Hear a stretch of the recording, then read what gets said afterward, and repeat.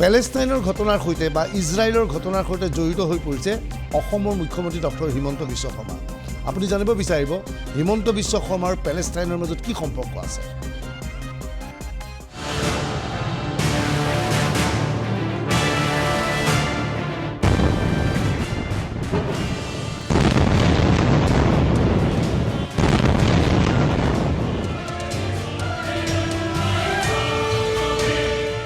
মুখ্যমন্ত্ৰী ডক্টৰ হিমন্ত বিশ্ব শৰ্মাই চৰ্চাত থাকিবলৈ ভাল পায়।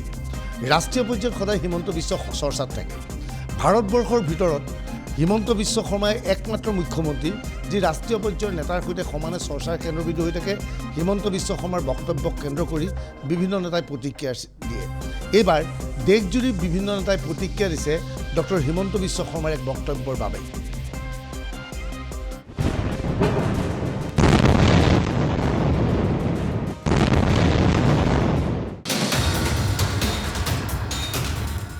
হামাছ আৰু ইজৰাইলৰ মাজত যুদ্ধ অব্যাহত আছে।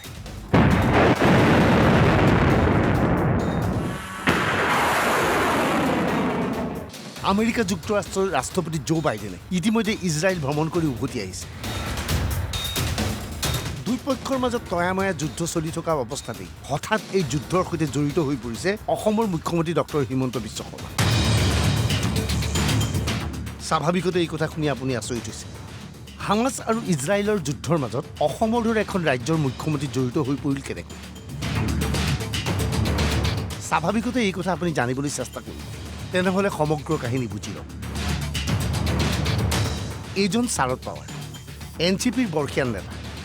শাৰদ পাৱাৰৰ এক বক্তব্যৰ ওপৰত মন্তব্য ৰাখি হঠাৎ সমগ্ৰ দেশত চৰ্চাৰ কেন্দ্ৰবিন্দু হৈ পৰিছে হিমন্ত বিশ্ব শৰ্মা। কংগ্ৰেছৰ সৈতে একে স্থিতি ঘোষণা কৰিছিল শাৰদ পাৱাৰে। ইজৰাইলৰ পৰিৱৰ্তে পাৱাৰে সমৰ্থন জনাইছিল পেলেষ্টাইনক। লগে লগে সমালোচনা মুখ্যমন্ত্ৰী হিমন্ত বিশ্ব শৰ্মা। मेरा लगता है शरद पवार जी सुप्रिया मैडम को भेजेगा गाजा में हमास के लिए लड़ने के लिए। যুদ্ধ চলি আছে ইজৰাইল বনাম হামাছৰ মাজত।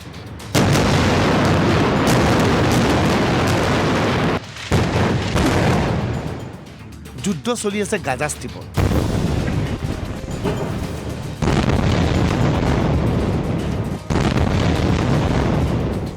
কিন্তু হিমন্ত বিশ্ব শৰ্মাই এই বক্তব্য ৰাখিছিল নতুন দিল্লীত।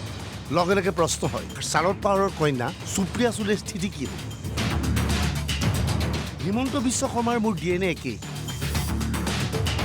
হিমন্ত বিশ্বৰ বক্তব্য সংক্ৰান্তত সুপ্ৰিয়া সুলেৰ স্থিতি। Well, I'm surprised because Himanta Biswa Sarma ji has the same DNA as me. He's an original Congressy. So he and me share the same DNA. After going to the BJP, you know how disrespectful they are about women. So I'm not surprised, but I had hope from Himanta Biswa Sarma ji because we share the same Congress DNA. So I'm surprised how this change has happened towards women and the approach. It's probably going into BJP is little rubbing off on him, unfortunately, because I was always proud of him. Because I felt कि अपना एक Congress DNA का आदमी BJP में जाके मुख्यमंत्री बना है, ये मेरे लिए बहुत बड़ी बात थी। পাৱাৰক সমালোচনা কৰাৰ লগে লগে খৰব NCP। বাজপেয়ীয়ে সমৰ্থন জনাইছিল পেলেষ্টাইনক। হিমন্ত বিশ্বক পেলেষ্টাইনৰ হৈ যুঁজিবলৈ আহ্বান NCP। The statement by Himanta Biswa Sarma is absolutely uncouth and crass. Him making a statement about Mrs. Supriya Sule only displays his mindset and the mindset of his party, that is anti-women. Himanta Biswa Sarma is known to make anti-women statement. He's spoken like this in the past also, and he's repeating itself. So the point here is, he also needs to do a bit of homework and study. The fact of the matter is that our ex-Prime Minister, who's also a tall leader of BJP, Mr. Atal Bihari Vajpayee, has supported the cause of Palestine. Our Honorable Prime Minister, Mr. Narendra Modi, also has supported and written letters in support of Palestine. A few days ago, our External Affairs Minister, Mr. Jai Shankar, has spoken for the call of a sovereign Palestine state. So Himanta Biswa Sarma is actually insulting all these tall leaders of the BJP while saying all this thing that is crass and uncouth. If he really wants to express his bravado, why does he not go to Manipur? Manipur is a part of India that is Bharat. So he should go to Manipur and show his bravado. I think Himanta Biswa Sarma also now needs to get ready to go to Palestine, because all his leaders from the BJP have supported the cause of Palestine. So since he is behaving so brave and he is talking like this, they might just send him to Palestine to save the people there. Atal Bihari Vajpayee আছিল পেলেষ্টাইনৰ সমৰ্থক সমগ্ৰ দেশবাসী এতিয়া পেলেষ্টাইনৰ লগত স্থিতি স্পষ্ট কৰিলে শিৱসেনাৰ উদ্ধৱ গোটে बीजेपी में है तो पैलेस्टाइन और इसराइल के बारे में अटल बिहारी वाजपेयी साहब की क्या भूमिका रही है एक बार समझ लीजिए। पैलेस्टाइन की सपोर्ट की भूमिका पवार साहब की नहीं है, देश की है। ये देश की भूमिका है, देश के विदेश मंत्रालय की भूमिका है, हमारी विदेश नीति है। चाहे पंडित नेहरू, इंदिरा जी हो या अटल बिहारी वाजपेयी हो, सभी प्रधानमंत्री, सभी सरकारों ने यही भूमिका ली है। হিমন্ত বিশ্বৰ স্থিতিক সমালোচনা কংগ্ৰেছৰ হিমন্ত বিশ্বৰ বক্তব্য দেশৰ বাবে শুভ নহয়। ये सब बौखलाहट है और बौखलाहट से निकले हुए ये वक्तव्य है। दिक्कत ये है कि जो कांग्रेस ने भूमिका ली है या फिर जो हमारी सालों से भूमिका रही है, उसी भूमिका को सरकार ने 4 दिन के बाद एंडोर्स किया है। अब सरकार की भूमिका अलग, भाजपा की चुनाव के लिए भूमिका अलग और चरण चाटुता, चरण चुंबकता दिखाने के लिए बिसाव शर्मा की भूमिका अलग। ये देश के लिए हितकारक नहीं। সমাজবাদী পাৰ্টি পেলেষ্টাইনৰ লগত হিমন্ত বিশ্বৰ বক্তব্য সমালোচনা। देखिए, हेमंत बिस्वा को तो जेल जाना था, श्री अमित शाह जी ने बोला था।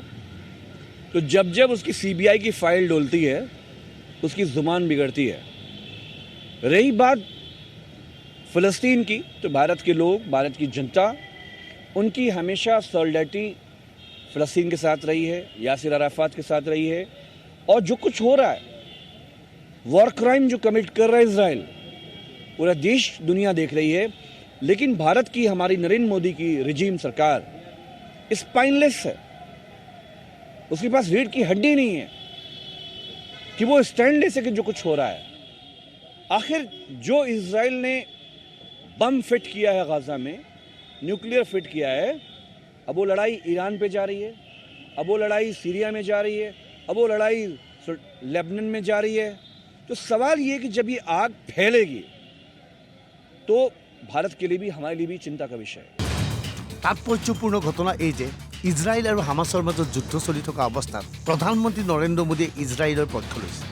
ইয়াৰ বিপৰীতে কংগ্ৰেছ ৱৰ্কিং কমিটিয়ে পেলেষ্টাইনৰ পক্ষত থিয় দিছে।